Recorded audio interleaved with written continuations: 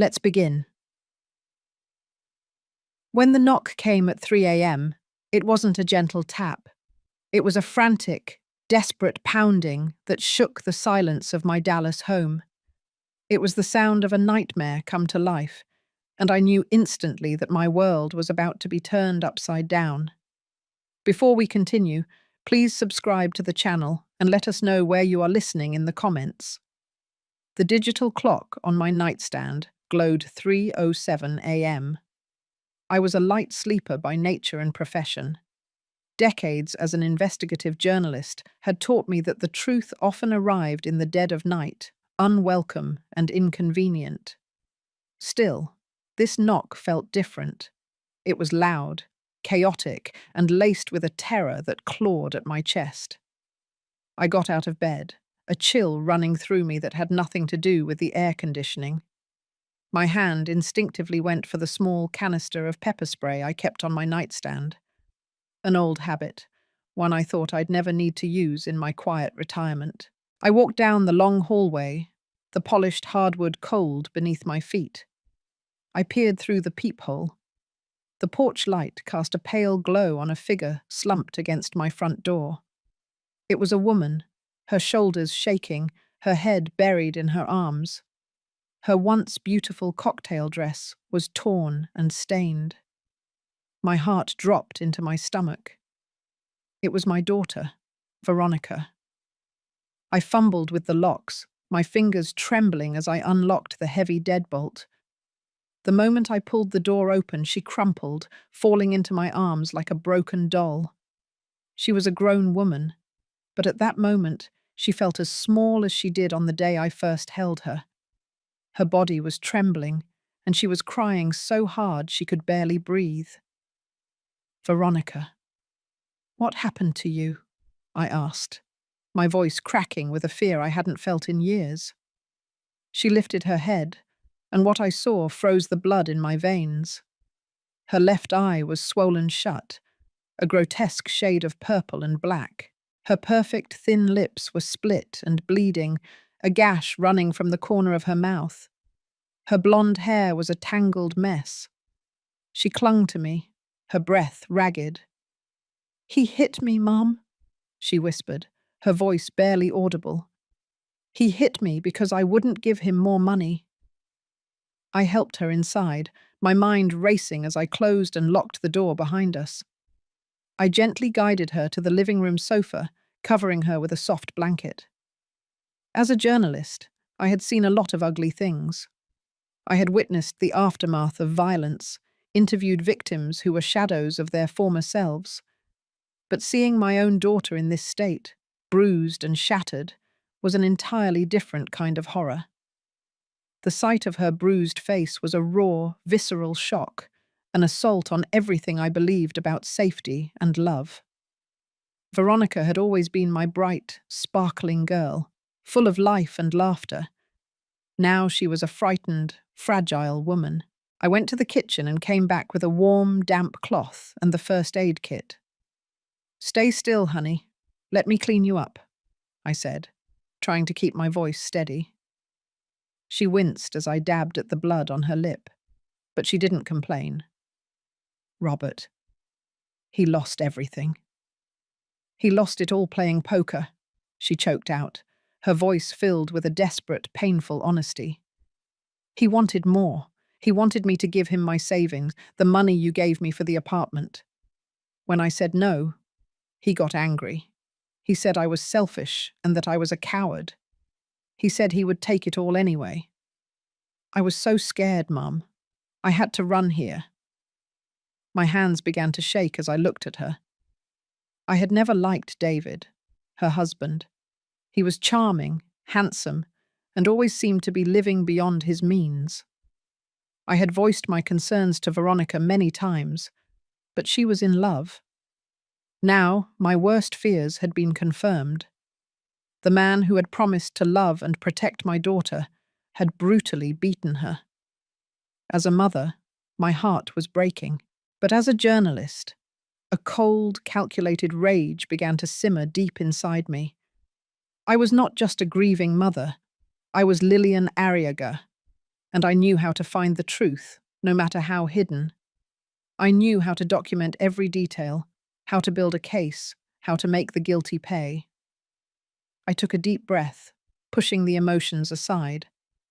The first step was to get evidence. I walked to my office, my mind already building a checklist.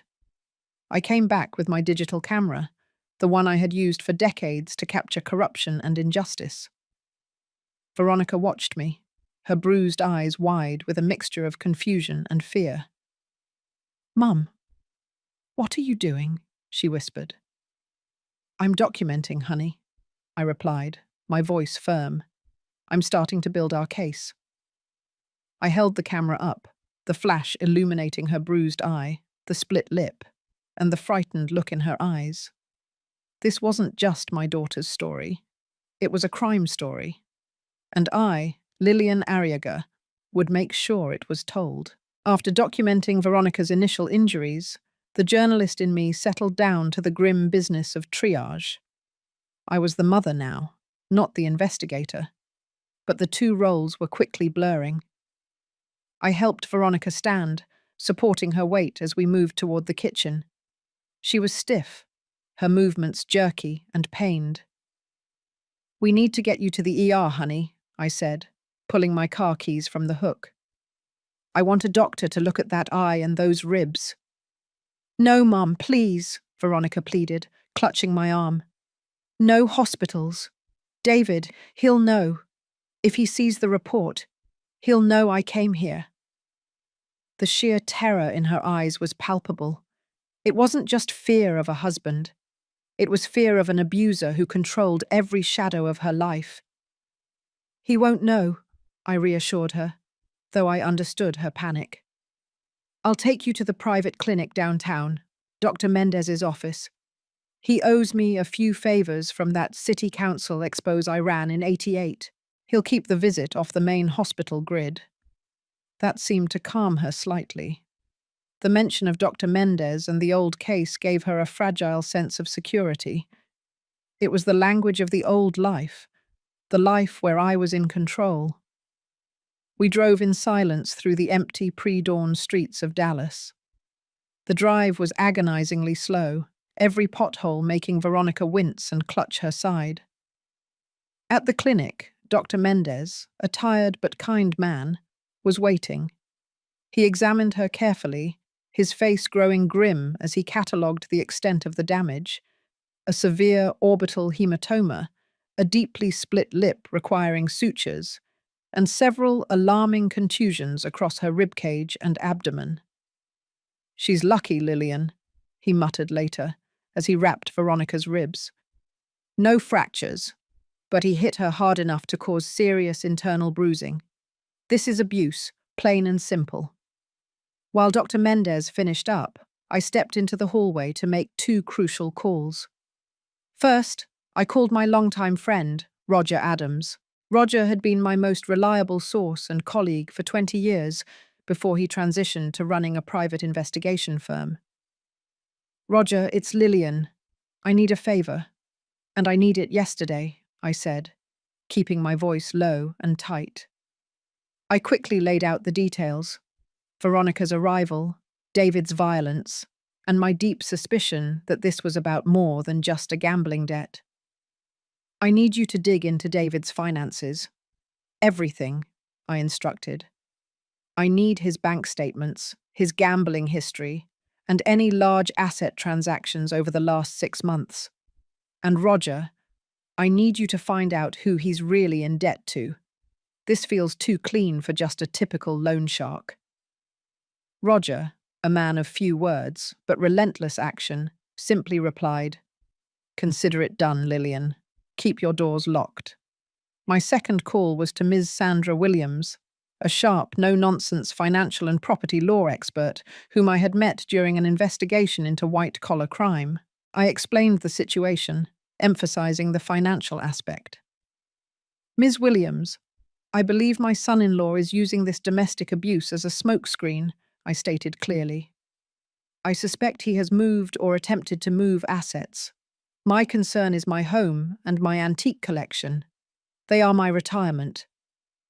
Ms. Williams' response was professional and immediate. "I'll start pulling public records immediately, Lillian.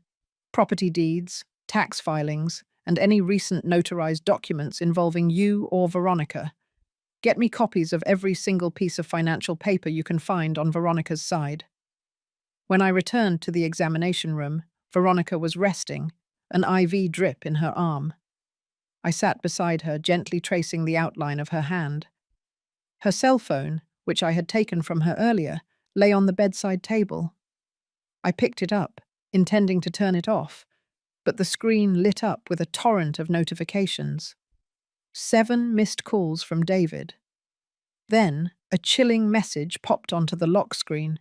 It wasn't a threat of violence. It was a threat of ruin. "You speak to your mother, you lose everything. I already signed the papers. You think that old hag can save you? Check your account. It's empty." I felt the blood drain from my face. My breath hitched. He had emptied Veronica's personal savings. But what did he mean by signed the papers? This was the pivotal moment, the confirmation that the violence was merely the cruel preface to a much larger, more sophisticated financial betrayal. I locked the phone, but before shutting it down, I noticed one other thing: a string of encrypted texts with an unfamiliar contact, labeled only as the firm. The texts weren't about gambling. They were dates, times, and a single recurring address: the office of a high-end estate lawyer I didn't recognize. My shock instantly morphed into a cold, focused determination. David was playing a long game, a game designed to strip Veronica and me bare. My maternal rage, fueled by my investigative instincts, was now fully operational. He was not just a low-life wife-beater. He was a thief, and he was targeting everything I had worked for. He had no idea he had just picked a fight with a retired journalist who specialized in exposing the darkest secrets of Dallas's elite. I took the SIM card out of Veronica's phone, placing it in a small evidence bag. Then I sat down, pulled out my camera, and took close-up shots of the mysterious faint mark on Veronica's neck, the one that looked like a pressure bruise. I had a feeling that small, almost invisible detail was the key to unlocking the full story. I was ready to start digging. After I secured Veronica's phone and her small bag of essentials, I made arrangements for her safety. I couldn't risk leaving her alone in my house, not with David's text message ringing in my ears. I called my trusted friend and former colleague Carolyn Hayes, a retired nurse who lived in a guarded community north of the city. Carolyn, a woman who had seen the ugly side of humanity during her years in the emergency room, didn't ask questions. She simply said, "Bring her here, Lillian. The gate code is 4579. I drove Veronica there, the sunrise painting the Dallas skyline in bruised hues of orange and grey that seemed to mirror my daughter's face. Veronica slept most of the way, exhausted and traumatized. Before leaving her with Carolyn, I hugged her tightly and whispered, "You are safe now. I'm going to take care of everything. Just focus on healing." The moment I was back on the highway, my reporter's brain took over. I needed the full story from Veronica before David could try to silence her again. I headed straight to the downtown clinic where Dr. Mendez had given Veronica a mild sedative to help her rest. I waited for her to wake up, my laptop open, reviewing the files Roger Adams had already sent. Roger was fast. He confirmed David's gambling debts were astronomical. Not just poker. He was betting on sports futures, stock options, everything. His primary creditor was not a bank, but a private equity firm that Roger identified as the Cyprus Group, known in certain circles for its aggressive, borderline illegal debt collection practices. This was the entity behind the encrypted texts on Veronica's phone. This wasn't just a husband hitting his wife over gambling debt. This was a criminal enterprise putting the squeeze on him, and David, in turn, putting the squeeze on his family. When Veronica finally woke up, her eyes, though still swollen, held a flicker of clarity. I gently held her hand. Veronica, you have to tell me everything about David's finances and those papers he mentioned, I stated. We have to know what he's done. She winced, trying to sit up. He was always pushing me to sign things, insurance papers, loan documents for his business, saying they were just standard forms. She paused, her eyes darting around the room nervously. Last month, he made me sign something that looked like an official document. It had my name and your name on it, Mum. What was it, honey? I pressed. He called it an asset declaration for tax purposes, but he made me sign it in front of a notary at his lawyer's office, not our usual one. David watched me sign every page. Then he forged your signature. I saw him do it right there, Mum. Her voice dropped to a terrified whisper. He even made me sign something else a week ago. He said it was just a liability release for his business, but I didn't read it. He got angry when I hesitated. This was the core of the danger. David wasn't trying to steal a few $1,000s. He was building a comprehensive legal framework to seize control. The asset declaration was likely a deed transfer or a massive power of attorney. I opened my laptop and showed her the text message David had sent. Check your account. It's empty. Veronica broke down, the sobs racking her body. He took it all. It was my mother's savings, the money she left for me. But the biggest shock came when I pressed her about the mark on her neck. I gently showed her the high-resolution photo I had taken. Veronica, what is this mark? I asked, pointing to the delicate bruise. She shuddered. That wasn't David. That was the other one. The other one? Who, honey? David's lawyer, Mr. Henry Thorne, she confessed, tears streaming down her face. He came to the house a week ago. David was out, and Mr. Thorne said he needed to finalize some papers. When I hesitated, he said I was being difficult. He pushed me against the wall and grabbed my neck.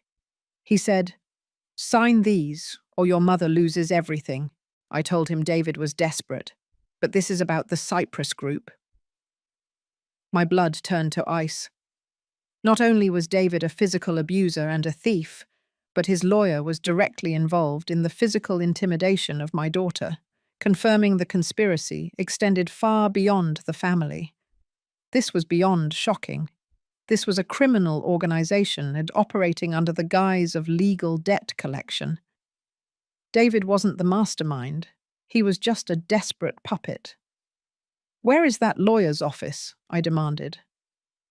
Veronica, feeling a surge of protective strength, knowing I was now fully aware of the danger, gave me the address.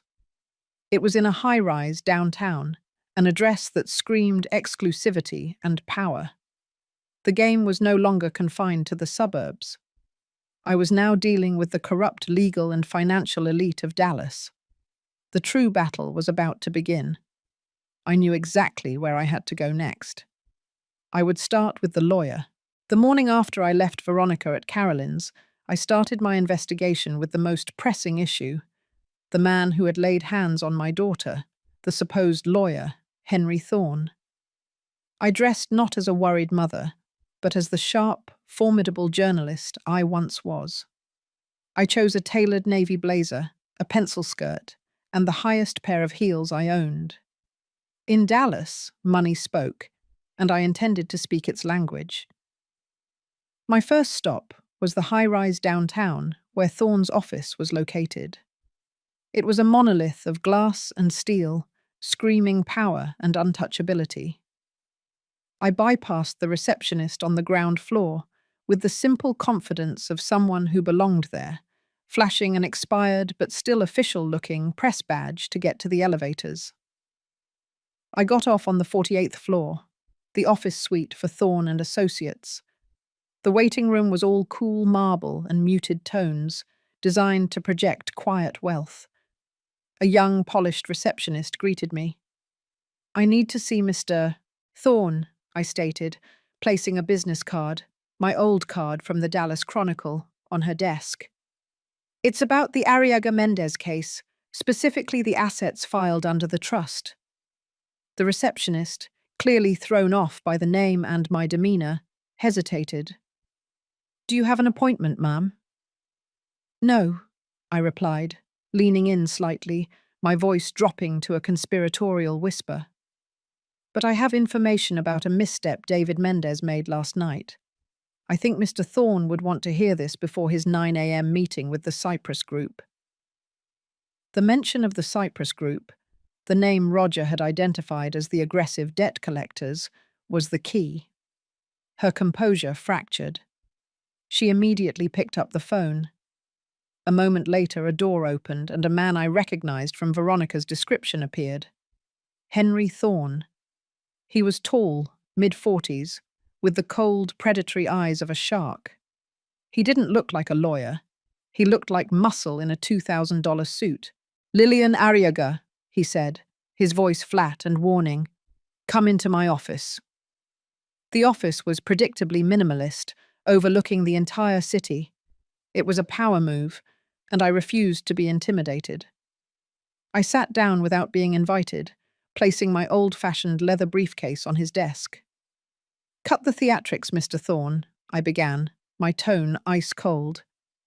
Let's talk about the property deed filed 2 weeks ago and the power of attorney you coerced from my daughter.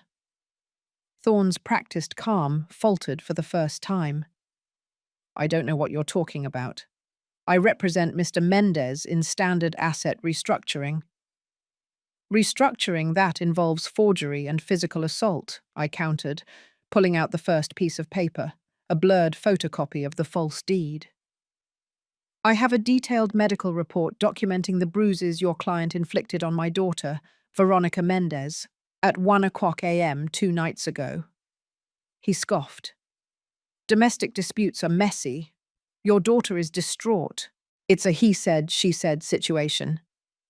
I leaned forward, my hands flat on his mahogany desk, forcing him to meet my gaze. It stops being he said, she said when I produce the high-resolution photo of the bruise on my daughter's neck. The bruise, Mr. Thorne, that was left by your hand a week ago when you forced her to sign a document at gunpoint. Thorne went pale. His face, usually a mask of arrogance, twisted into fear. That was my proof. David was the brute, but Thorne was the accomplice, confirming Veronica's shocking testimony. That's a ridiculous accusation, he stammered, his bravado gone. You're threatening an officer of the court. I am a retired officer of the press, Mr. Thorne, I corrected him sharply. And I have more credibility in this city than you have in that expensive suit. I know you work for the Cyprus Group. I know David is using my retirement and my home, valued at $3.5 million, to pay off his debts to them. I know you drafted a fraudulent will, and I know you physically intimidated my daughter. You are not a lawyer. You are a thug with a law degree. I gave him a slow, deliberate smile. Here's what's going to happen. You have 24 hours to pull back every single fraudulent filing you created, including the fake power of attorney and the forged deed. If you fail to do so, I will deliver this evidence, including the photo of my daughter's neck and my full report on the Cyprus Group's illegal debt collection tactics, to the district attorney's office and simultaneously publish it on the front page of the Dallas Chronicle and the Fort Worth Star-Telegram. You will be disbarred, and you will be arrested for complicity in grand larceny, fraud, and felony assault. I stood up, adjusting my blazer. Thorne remained frozen, his meticulously constructed world crumbling around him. You've been warned, Mr. Thorne, I concluded, retrieving my briefcase. And unlike David, I always finish the story I start. I walked out, leaving the terrified lawyer alone in his opulent office, knowing I had just delivered the first devastating blow in this complicated war. My next call was to Roger. We had to prepare for Thorne's inevitable counterattack. The clock was ticking. My conversation with Henry Thorne had done two things. It confirmed the shocking scope of the conspiracy, and it bought me exactly 24 hours. I knew a man like Thorne wouldn't instantly fold. He would panic, call David, and then call his handler at the Cyprus Group. I had kicked the hornet's nest, and now the hornets were mobilizing. I drove straight to Roger Adams's office. It was located in a discreet, anonymous building that was perfect for his line of work. Roger, a man who survived on coffee and pure adrenaline, was already waiting for me, his desk covered in printouts and handwritten notes. "The lawyer is definitely a link to Cyprus, Lillian," Roger said without preamble, pushing a file toward me. "I found a $500,000 retainer payment from a shell company linked to Cyprus made to Thorne and Associates 3 months ago. They are using David to get at your assets, not just his own debt." I nodded, my jaw tight. Thorne confessed everything with his silence.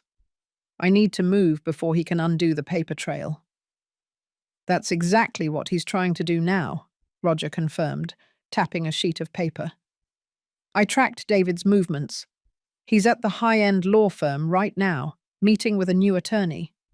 They're preparing a countersuit, claiming Veronica is mentally unstable and that you, Lillian, are emotionally manipulating her to gain control of the assets.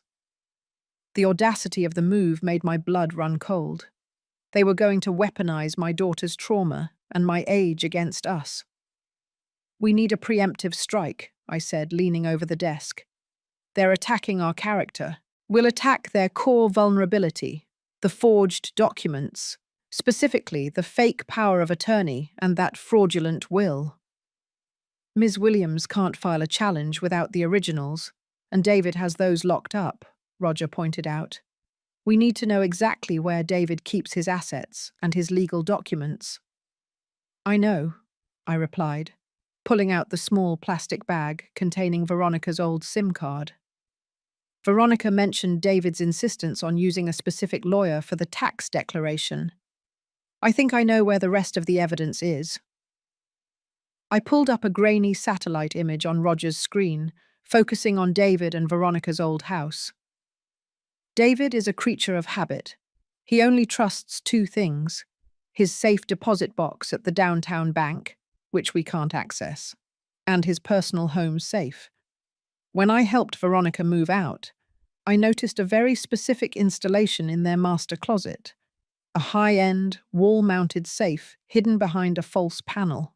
"Do you know the code?" Roger asked, already reaching for his equipment. "No," I admitted. "But David has a tell. When he's stressed, he compulsively scratches the side of his wedding band. It's a gold band, and it would leave a microscopic scratch mark near the keys he presses most often. If we can get to the safe, we might be able to find the code." This was the risky part.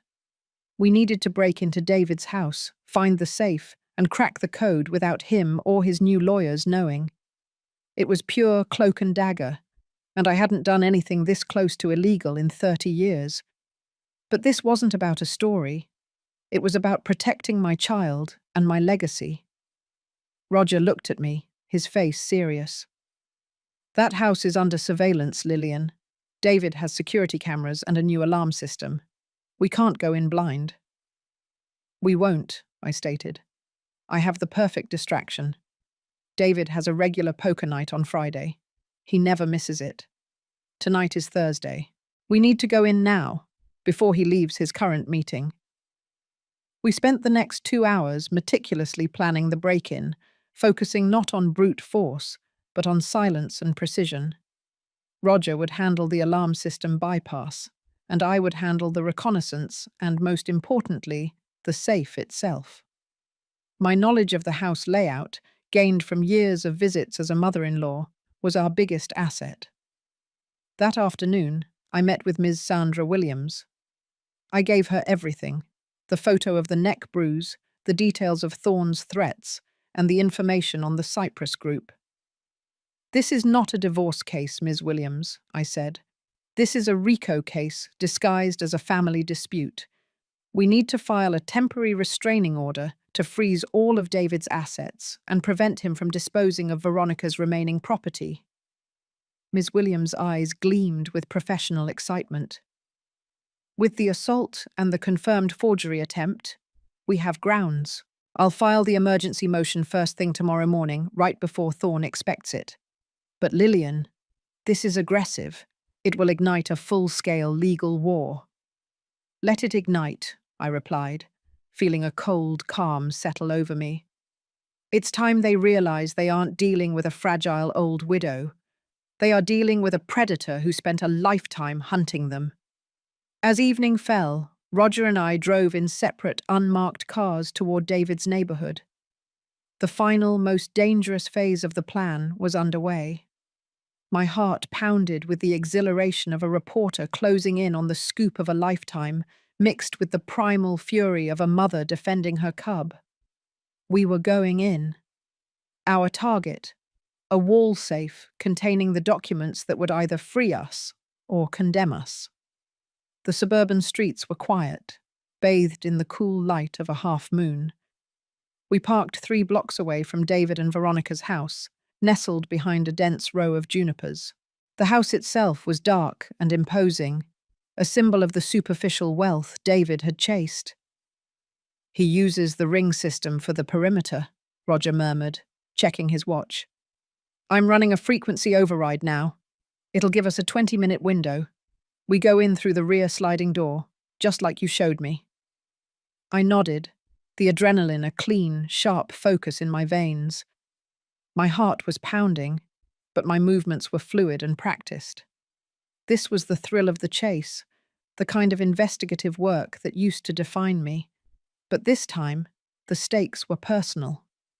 I felt 70 years old, yet also 25, the young reporter who lived for the darkness and the truth it concealed. Roger moved first, a silent shadow against the side of the house. He expertly bypassed the magnetic lock on the sliding door, and with a soft click, we were inside. The air was heavy and smelled faintly of expensive cologne and stale liquor. We moved instantly to the master bedroom, the floor plan of the house etched permanently in my memory from years of family holidays. The wall safe was exactly where I remembered it, concealed behind a heavy antique print of a sailing ship. Roger lifted the print off its hook and shone his narrow beam flashlight on the digital keypad. The steel door was formidable.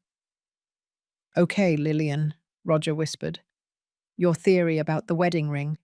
We need the keys he uses the most." I leaned in, examining the keypad with a jeweler's loupe I had brought along. The numbers 1, 3, 5, and 8 had microscopic wear marks. The gold dust from David's wedding band had left faint, almost imperceptible scratches around the edges of those buttons, confirming my hypothesis. David was compulsively nervous, a fact I had always dismissed as vanity. Now, it was our key. "It's 1358, I breathed. "Try those digits in a birth year sequence. David is obsessed with his college graduation year. 1998. Roger typed the 8-digit code. 1998135 A tense moment of silence stretched between us. The safe remained locked. "Wait," I muttered, my mind racing. David graduated in 1998. Veronica's birthday is May 13th, the 13th of May. It was the only date he ever remembered. Roger quickly entered the revised code, 05131998. The safe door clicked open with a deep mechanical groan. We had exactly 5 minutes left. Inside, the safe was lined with important documents and stacks of $100 bills. We ignored the cash. Our target was the paper. I quickly pulled out a sheaf of legal documents, photographing each one with a camera designed for low light, using the metadata to record the exact time and location. The documents were worse than I imagined.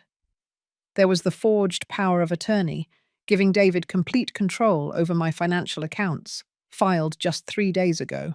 There was the deed transferring the house into a holding trust controlled by the Cyprus Group. And finally, the most chilling document of all, the fake will. It stipulated that, upon my demise, all assets would immediately pass to David, citing a fabricated clause that Veronica was incapable of managing an inheritance.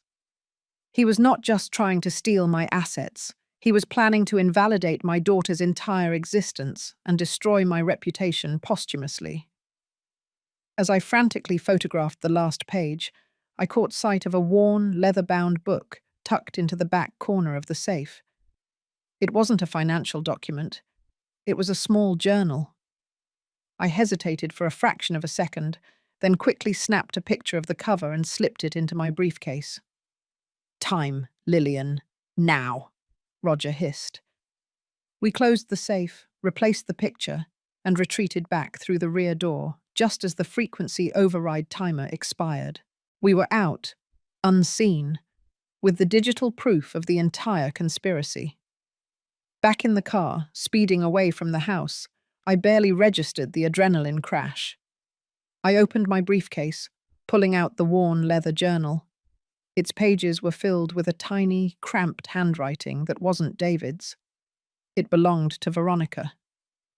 I began to read, shining the flashlight over the pages. It wasn't a diary. It was a meticulous ledger. Veronica had been secretly documenting David's abuse for months, listing dates, times, and the exact dollar amounts of the antiques he sold from my collection. Entry for April the 12th. David took the Ming vase, said it was worth $75,000. He only gave me $2,200 for silence. Entry for May 21st. Found the fake will draft in his briefcase. I didn't tell him I knew. I'm afraid. He said he needed $200,000 more by the end of the month. The truth was laid bare. Veronica wasn't just a victim of David's violence. She had been his secret, silent informant and victim, forced to track his crimes, documenting his escalating demands while fearing for her life. The mark on her neck wasn't the only secret. This journal was the final, devastating piece of evidence, confirming the financial plot and Veronica's tortured role in it. We had everything we needed to bring them down. My head was spinning with the gravity of the documents Roger and I had just photographed.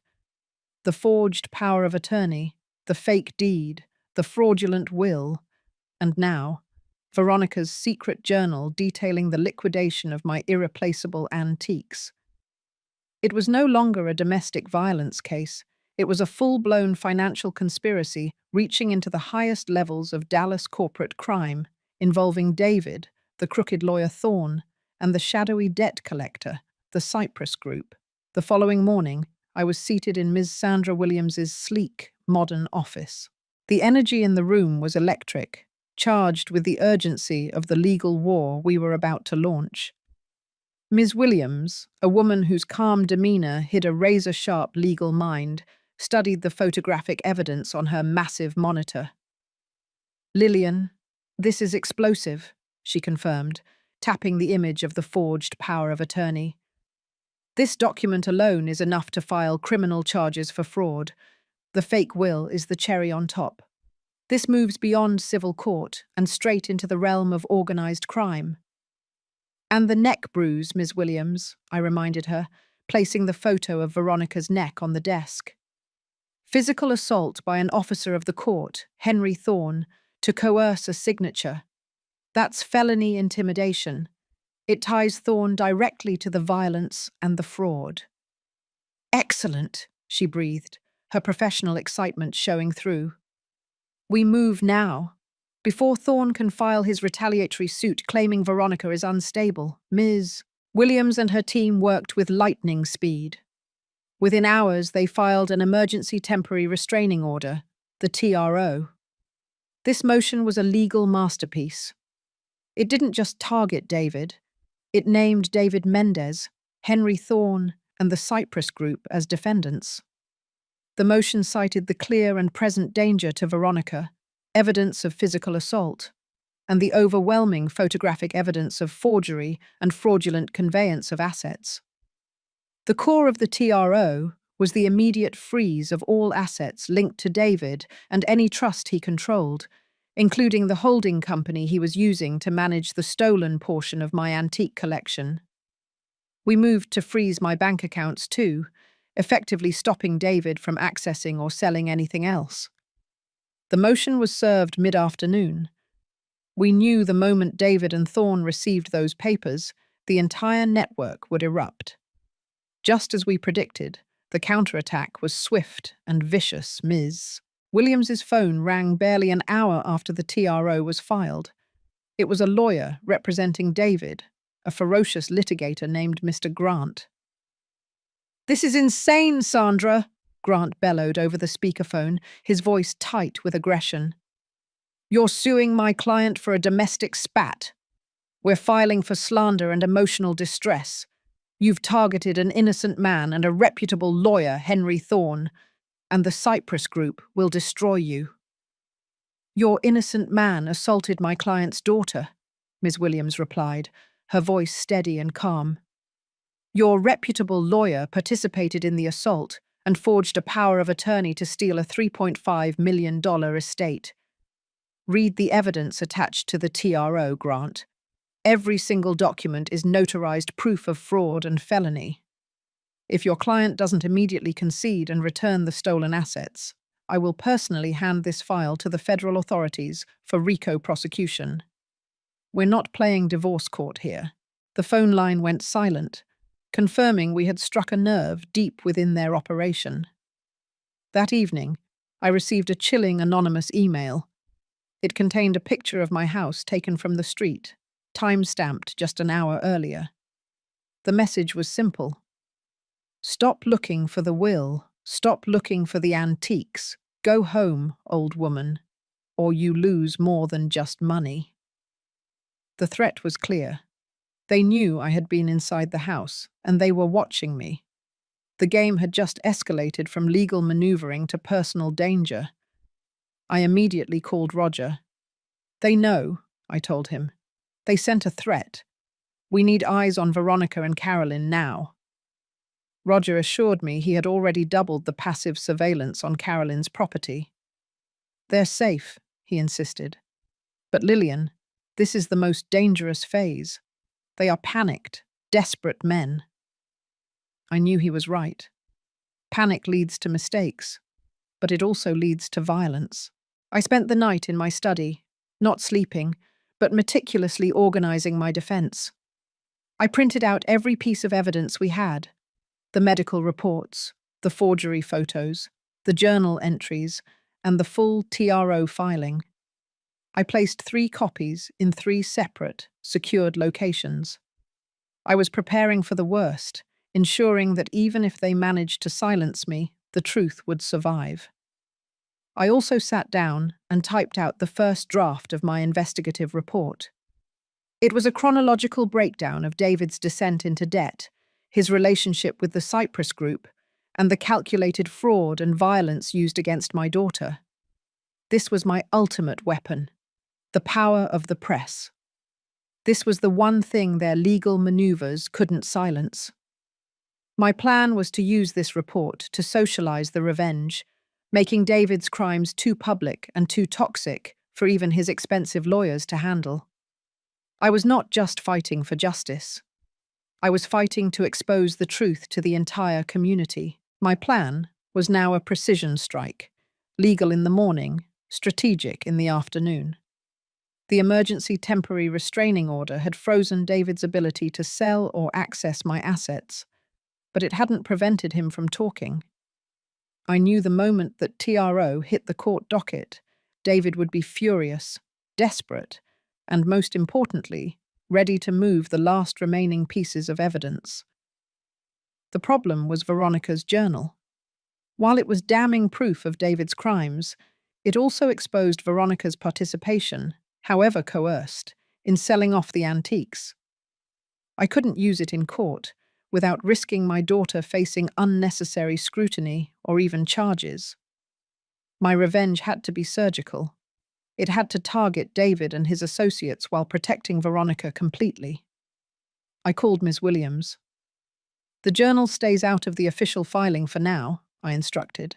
"But we need an airtight plan to get Veronica to a safe space where she can detox from David's psychological manipulation and begin to heal. She's too fragile to face his lawyers, Mr. Grant and Thorne, even with the TRO in place." Ms. Williams suggested a highly respected trauma psychologist in Austin, Dr. Ann Carter, known for working with victims of high-control relationships. The transfer had to be immediate and secret. That afternoon, Roger and I executed the second phase of the plan, the decoy. We were driving my old Ford sedan, rigged with a GPS tracker and a burner phone, and began a dramatic, obvious road trip across the state line into Louisiana. We made sure to stop at gas stations with visible security cameras, taking long, exaggerated coffee breaks, making loud, fake phone calls about meeting with an old colleague in Baton Rouge. The purpose was to feed David and his watchers a false trail, convincing them that Veronica and I had fled the state to hide the remaining evidence. As Roger and I played the decoy, my trusted friend Carolyn was simultaneously driving Veronica, disguised in a hat and large sunglasses, to a secure private airfield. Veronica was on a small charter plane heading directly to Austin. By the time David's goons started tracking my old sedan in Shreveport, Veronica was safely in Dr. Carter's care. Now, with Veronica secure, it was time to finalize the most important meeting, the confrontation that would seal David's fate. I knew David was under immense pressure. The Cypress Group was breathing down his neck, the TRO had cut off his cash flow, and his high-priced lawyer, Mr. Grant, was undoubtedly charging him thousands per hour to navigate the mess. He was panicking and unpredictable. This was the perfect time to lure him out. I typed a single cryptic text message on a new burner phone and sent it to David's number. "The journal is here. I have the proof. Meet me at the Dallas Arboretum, North Entrance. Tonight, 8:00 p.m. Bring the money and we can talk. Come alone." David's response was immediate and predictable. "You crazy old woman. You think I'm stupid? You have nothing." I waited 5 minutes and sent another text, short and brutal. "I have the ledger. I know about the Ming vase, the $75,000 it was worth, and the $1,100 you gave Veronica. I know about the fake will. I know about the Cypress Group. If you don't show up, I deliver all of it, including the ledger, to the DA at 9:00 a.m. sharp." He agreed to the meeting. The trap was set. I drove back to Dallas and met with Roger and Ms. Williams one last time at the Arboretum's visitor center, which was closed for the evening. "David is meeting me in 1 hour," I stated, pulling the car keys out of my pocket. "Ms. Williams, you have a certified check from my account, pre-signed. Roger, you have the microphone and the camera." My plan for the confrontation was simple but brutal. I wasn't going there to fight. I was going there to conduct one final, definitive interview. "I will lead him to the gazebo overlooking the lake," I explained. "The mic will be discreetly taped to my lapel. My objective is to get him to confess to 3 things: that he forged my signature, that he knew about the fraudulent will, and most importantly, that Thorne laid hands on Veronica at his behest." "Lillian, this is incredibly dangerous," Roger warned, his face etched with worry. "He's volatile. He might have brought backup." "That's why you won't be in the bushes," I said, handing Roger a large, nondescript camera bag. "You will be in a car parked 200 yards away, with a powerful telephoto lens, filming the entire encounter. I want wide shots of his arrival, the confrontation, and every single one of his movements. And Ms. Williams, you will be on standby. If I send you the code word gardens, you immediately call the police." I looked at both of them, my voice firm and uncompromising. "I am 70 years old. David sees me as a weak, frail widow. I will use that perception to my advantage. He will walk in there expecting to intimidate me into handing over a notebook. He will not expect to be interrogated by the last remaining investigative journalist in this city. He will confess. The time for lawyering is over. Now is the time for truth. With that, I drove my car to the north entrance of the Dallas Arboretum, ready for the final, highest-stakes conversation of my life. The night was dark, but my purpose was clear. I was going to sacrifice the notebook to expose the entire conspiracy. The north entrance of the Dallas Arboretum was eerily beautiful at night. The air was cool and heavy, with the scent of damp earth and late-blooming roses. I parked my car under the heavy shadow of an oak tree and walked toward the designated meeting spot, a small classic white gazebo on a slight rise overlooking the darkest part of the lake. I was wearing a wire taped securely to my bra strap and carrying a small briefcase containing only the pre-signed check, a decoy. I stood there, waiting. I wasn't scared, not exactly. The fear had long ago been replaced by a burning, focused anger. I was 70 years old, facing a man who thought he could steal my life, my money, and my daughter's sanity. My maternal instinct was fused with my journalistic drive for truth. Punctually at 8 p.m., headlights swept the access road. David's black, oversized SUV pulled up roughly 50 yards away. He emerged from the car alone, thankfully, but his posture was tense, aggressive. He was wearing a dark jacket, not a suit, suggesting he was ready for a confrontation, not a negotiation. He strode toward me, his face a mask of furious self-pity. "You really think you can play these games, Lillian?" he hissed, stopping a few feet away from the gazebo, keeping his distance. "You think that pathetic restraining order means anything? You're a delusional old woman. Where is the journal?" I didn't flinch. I let him rage for a moment, letting the microphone capture the sheer hostility in his voice. "You're late, David," I replied, my voice calm, almost clinical. "And you came empty-handed. I asked you to bring the money." "There is no money! You froze everything, you witch!" he shouted, taking a threatening step closer. "You're going to hand me that journal right now, or I swear to God you'll regret ever interfering."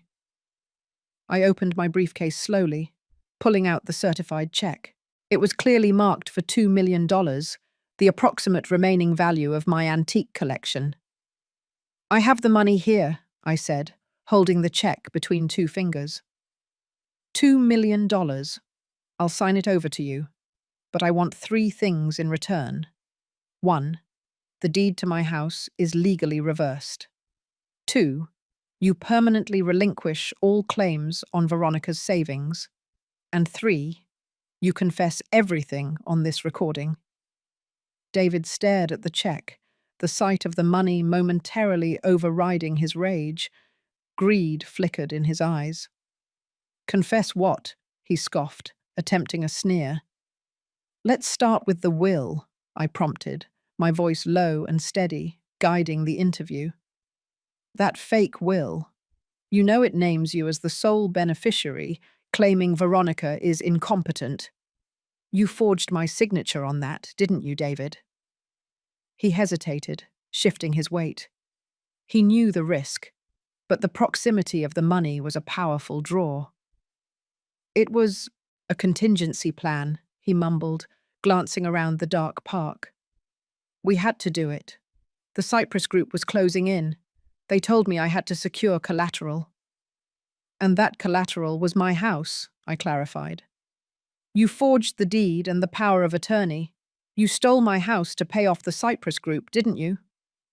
"Yes, fine, yes!" he exploded, throwing his hands up in frustration. "You don't understand the pressure. They would have killed me." He paused, then his voice dropped to a conspiratorial whisper, leaning in slightly. "But Thorne handled the paperwork. He fixed the signatures. He guaranteed it was foolproof." I had the forgery confession. Now for the violence. And what about Veronica? I asked, my voice suddenly thick with maternal emotion, a crucial shift in tone, to pull him into a deeper confession. She came to my house bruised and beaten. You put her there, didn't you?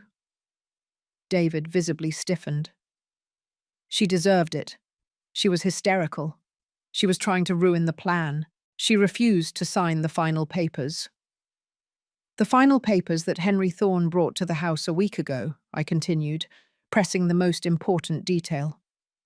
The papers that Veronica was afraid to sign, until Thorne grabbed her by the throat, forcing her hand. You knew he assaulted her to coerce her signature, didn't you, David? David stepped back, his face contorted in a mixture of guilt and panic.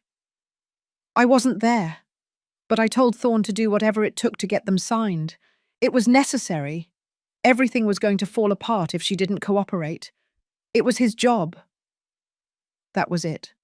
I had the full confession, the forgery, the larceny, the conspiracy with Thorne, and the direct link to the physical assault on my daughter. The wire had captured it all. I looked at the check in my hand, then tore it slowly in half, letting the two pieces drift to the ground. David stared at the shredded check in horror. What are you doing, you crazy old fool? That was $2 million. I finally rose to my full height, facing him with the cold authority of a retired reporter who had just finished her story. It was a decoy, David, I stated, my voice echoing slightly in the empty gazebo. The journal you're looking for is with my lawyer.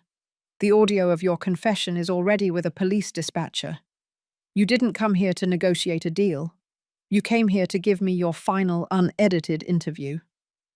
You did what? David yelled, lunging forward, his eyes wild with pure animal rage. At that exact moment, two sets of headlights flashed, illuminating the gazebo. Two unmarked police cars, positioned by Ms. Williams after my signal, boxed David's SUV in. Uniformed officers spilled out, their presence undeniable. David Mendez, you are under arrest, one of the officers announced. David looked back at me, his confession hanging heavy in the cool night air. His betrayal was complete, and my vengeance was now in the hands of the law. The arrest of David Mendez at the Arboretum was the climax of the first half of my war, but the fallout was just beginning. I spent the next 24 hours in constant communication with Ms. Williams and Roger, finalizing the legal and strategic moves. Ms. Williams immediately moved to secure an indictment against David on multiple felony counts: grand larceny, fraud, forgery, and conspiracy to commit aggravated assault, based on his confession and the evidence against Henry Thorne. The audio recording from the wire was the golden key. It was irrefutable, his voice sealing his own fate. The hardest task was extracting Henry Thorne, the crooked lawyer, from the clutches of the Cyprus Group. Thorne was a valuable asset to them, a shield of legality. Ms. Williams filed a separate civil suit against Thorne and his associates, specifically citing the assault on Veronica, attaching the sworn affidavit from Dr. Mendez regarding the bruises and the photographic evidence of the choke mark. When the judge reviewed the evidence, the physical violence linked to the fraudulent legal transaction, he ordered Thorne to be detained for questioning and his professional assets frozen. It was a massive public blow to the white-collar community in Dallas. With David behind bars and Thorne temporarily neutralized, the legal battlefield was secure. Now, it was time to address the true damage and launch the emotional counterattack. I drove the 6 hours to Austin to see Veronica. She was resting in the care of Dr. Ann Carter, the trauma psychologist. Dr. Carter's center was quiet, peaceful, and worlds away from the violence and deception she had endured. When I walked into her room, Veronica looked different. Her bruises were fading, but the deeper wounds in her eyes were still raw. She was hesitant, withdrawn. "Mum," she said quietly, her voice still thin. "What happened?" I saw the news alerts. They arrested David. Yes, honey, I confirmed, sitting on the edge of her bed. He's been arrested. They have him on fraud and assault charges. He's not going to hurt you ever again. Then I pulled out the small leather journal, the ledger she had kept meticulously hidden. I laid it on her lap. I found this in the safe, I said gently. I read it. I read every word, every date, every dollar amount. Veronica stared at the book, shame washing over her face. She tried to push it away. Mum, please. I know I shouldn't have done it. I know I shouldn't have helped him sell your things. I was scared. He threatened to hurt you if I didn't cooperate. This was the critical moment. I didn't see an accomplice. I saw a victim of extreme psychological coercion. You were not an accomplice, Veronica, I stated, taking her hand. You were a hostage. You didn't write this to document a crime. You wrote this to save your own life. You were gathering evidence against your captor. You were protecting me by tracking his movements. I showed her the last entry, where she detailed the $200,000 demand. This is not the work of a criminal, honey. This is the work of a desperate survivor. Tears streamed down her face, but these were different tears, not of fear, but of profound relief. She had been carrying the weight of the blame, believing she was equally guilty. I lifted that burden from her soul. David and Thorne wanted you to believe you were compromised so you would never talk, I explained. They wanted you to be silent. But this book is the key to proving that David was the sole architect of the fraud and that he coerced you into participating. You are our strongest witness, not a co-defendant. I told her about the plan to expose David publicly, not just in court, but through the press. This is where we take back your narrative, Veronica. David used silence to control you. We are going to use the loudest voice we have, the truth. Veronica finally looked up, a spark of the old fight returning to her eyes. You're going to write about it, aren't you? I am going to finish the story, I confirmed. And this time, the ending is ours. But first, you need to tell your story to Dr. Carter, every detail, every fear. That is the first step toward getting justice and finding peace. Before leaving, I received an update from Roger. David's defense lawyer, Mr. Grant, sensing the tide turning, had contacted Ms. Williams with a veiled threat. If your client presses for criminal charges, we will file a massive civil suit against Lillian for emotional distress, libel, and theft of the antiques. We will claim she staged the entire assault to seize control of the estate. The counterattack was exactly what I expected, a smear campaign. They were trying to bankrupt me with legal fees and destroy my reputation. David was defeated, but his expensive legal machine was still running. I smiled, a cold, journalistic grin. This was the opening I needed to launch my socialized revenge. They wanted a fight in the court of public opinion.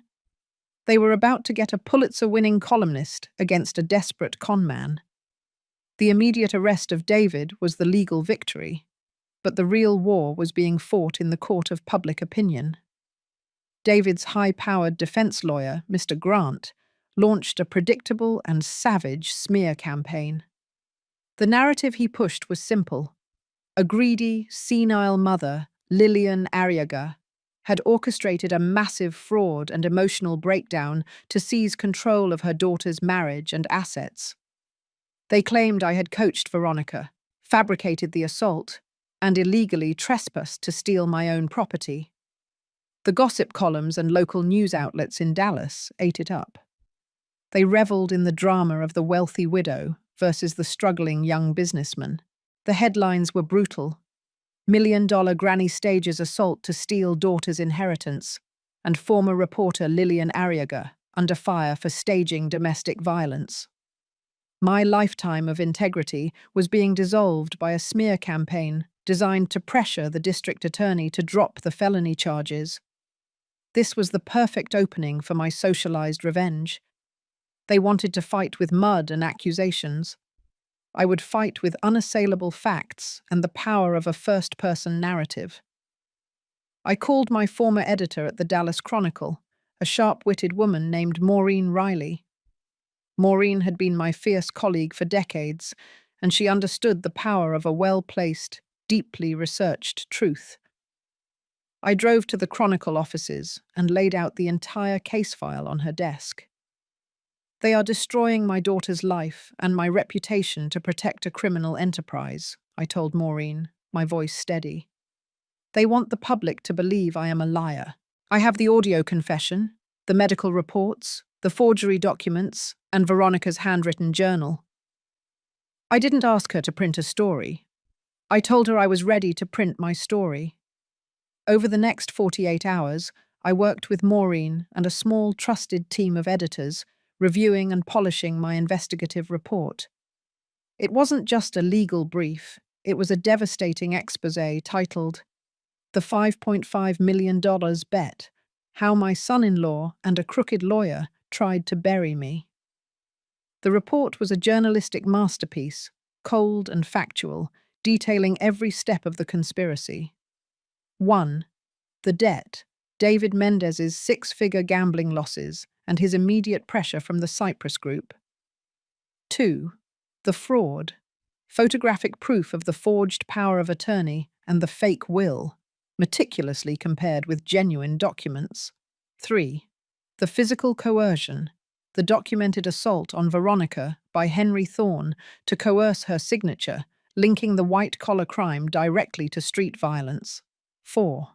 The confession, key excerpts from the audio recording at the Arboretum, where David explicitly confessed to the forgery and to ordering the assault.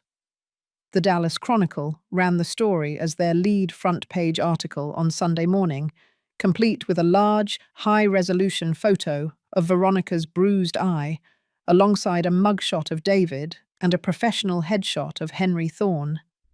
The effect was instantaneous and explosive. The public narrative shattered. People couldn't dismiss an entire, sourced, and legally documented investigative report, written by a highly respected former journalist. The detailed listing of the stolen items and their true market values, my priceless antique clock worth $800,000, the forged deed on the $3.5 million home, sent a shockwave through the wealthy neighborhoods David and Thorne had operated in. The phone lines at the district attorney's office lit up. The DA, initially cautious due to Miss Grant's aggressive counterclaims, was now under immense public pressure to act. The story had transformed David Mendez from a victim of divorce proceedings into a clear-cut felon involved in a high-level racketeering and fraud scheme. By Monday morning, the legal landscape had flipped completely. Henry Thorne's law license was suspended, and he was officially charged as a co-conspirator. The Cyprus Group, whose name was now publicly linked to assault and criminal fraud, saw their stock prices drop and their legitimate clients flee. My media strike had accomplished what weeks of quiet legal maneuvering could not. It forced the hand of justice. I watched the news coverage from my study, the reports echoing my words, my evidence. It was a potent, satisfying victory. But the final, most crucial step of the revenge still lay ahead, securing Veronica's peace and closing the door on this painful chapter forever. I knew I had to fly back to Austin. The fight was almost over, and it was time to focus on the humanistic healing that Veronica desperately needed. The legal dust settled quickly thanks to the public exposure. The pressure from the DA's office, fueled by the Chronicle's report, forced David's lawyer, Mr. Grant, to realize the case was indefensible. David Mendez was quickly arraigned on felony charges. Henry Thorne was disbarred and faced charges as well. The fraudulent power of attorney and the fake deed were officially voided, and the emergency restraining order transitioned into a permanent freeze on all David's assets, ensuring he couldn't touch a dime of mine or Veronica's. I flew back to Austin to see Veronica. The war was won, but the healing had to begin. Veronica met me not in her room, but in Dr. Carter's sunny garden, a peaceful space filled with the scent of jasmine. She looked stronger, lighter. The physical bruises were gone, replaced by a clarity in her eyes I hadn't seen in years. "David called," she told me, her voice surprisingly steady. "He called from jail. He said I was a traitor. He said he was going to ruin my life when he got out." I sat beside her on the stone bench. "And what did you tell him, honey?" "I didn't argue," she replied, shaking her head slightly. "I told him that he had already ruined my life, but I was the one who was rebuilding it.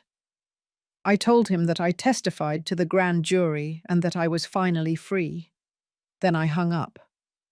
It was a small act, but it was a monumental victory.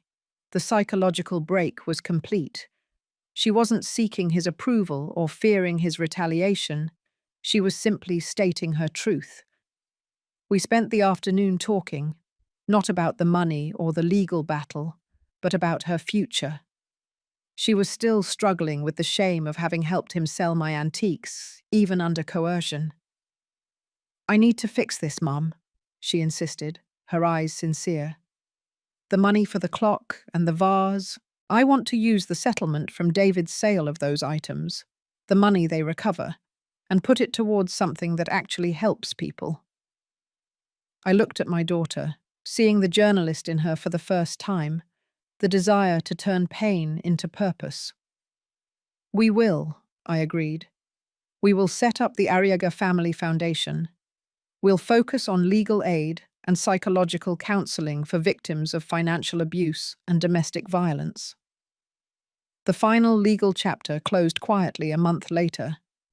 David and Thorne, facing decades in prison, pleaded guilty to lesser charges of grand larceny and fraud in exchange for reduced sentences and agreeing to full restitution. Justice was served, not with vengeance but with consequences. The true resolution, however, was in the relationship between Veronica and me. We decided that the house, the physical symbol of the trauma and the theft, needed to go.